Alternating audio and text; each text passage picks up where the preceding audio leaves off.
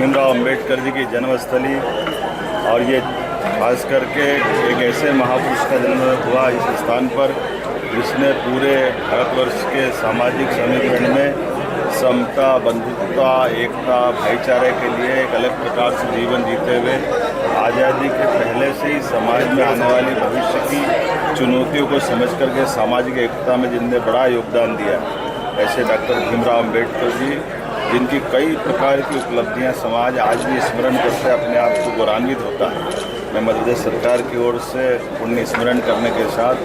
अपनी आदरांजलि देने यहाँ उपस्थित हूँ। मेरे साथ माननीय उप मुख्यमंत्री जगदीश देवड़ा जी, माननीय मंत्री भारत सरकार समिति ठाकुर जी, माननीय मंत्री तुलसी सिलावट जी, माननीय सांसद कविता पाटीदार जी, माननीय यहाँ की विधायक हमारी सुश्री अपूषा ठाकुर जी, हम सब ने मिलकर के हमारे उत्तर प्रदेश सरकार के पूर्व मंत्री और एमएलसी माननीय उत्तर प्रदेश के सम्मानित नेता हमारे प्रभारी डॉक्टर महेंद्र सिंह जी और हम सब मिलकर के आज यहाँ बाबा साहब का स्मरण करने आए, उनके योगदान को स्मरण करने आए और समाज सदैव उनसे जो उनने योगदान दिया उसको स्मरण करेगा। मैं एक बार फिर इस महू के स्थान के लिए जितना जो बन पड़े सरकार सब करने को तैयार है। मुझे इस बात की प्रसन्नता है, 2 दिन पहले ही हमने किसानों के लिए खास करके दूध उत्पादन के मामले में किसानों की आय बढ़े, गरीबों को काम मिले, महिलाओं को रोजगार मिले, युवाओं को दूध उत्पादन में जोड़ने के लिए डॉक्टर भीमराव अंबेडकर के नाम पर दूध उत्पादन की एक बड़ी योजना उनके नाम पे घोषित की। मुझे इस बात की भी प्रसन्नता कि बीती रात ही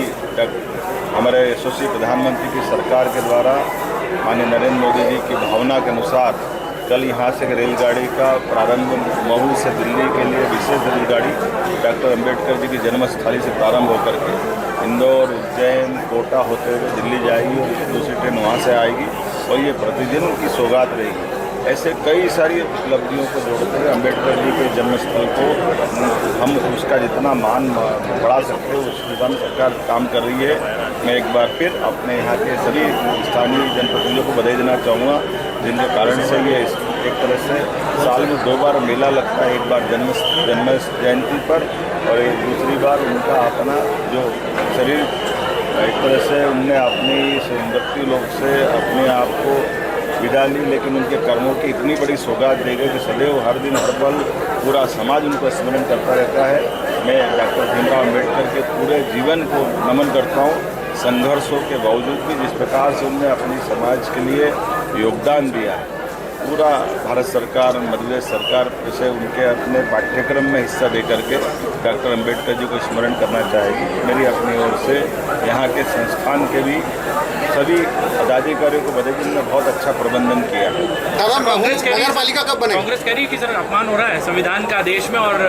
माफी मांगनी चाहिए। कांग्रेस ने सदैव बाबा साहब का अपमान किया। आज़ादी के बाद और आज़ादी के पहले कांग्रेस ने उनके योगदान को नकारा।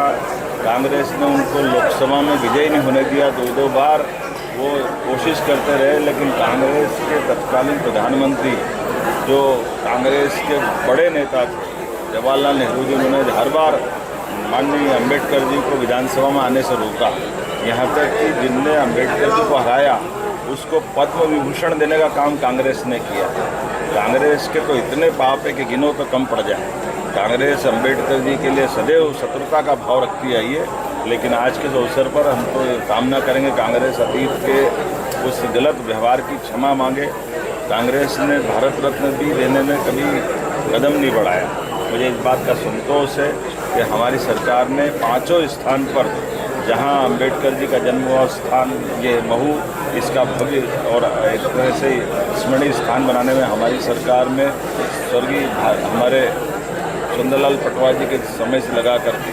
हमारे सभी नेताओं ने यहाँ माननीय शिवराज सिंह जी से लगा करके सभी नेताओं ने यहाँ के लिए काम किया। चैत्य भूमि नागपुर के लिए, दीक्षा भूमि नागपुर, उनकी दिल्ली में लंदन की शिक्षा स्थल पर 5 स्थानों के लिए हमारी सरकार ने पंचतीर्थ की तरह काम किया है। मैं यशस्वी प्रधानमंत्री का आभार मानता हूं जिन्होंने उनके इस योगदान को समाज के बीच में लाने का प्रयास किया। जनता को नगर पालिका होने का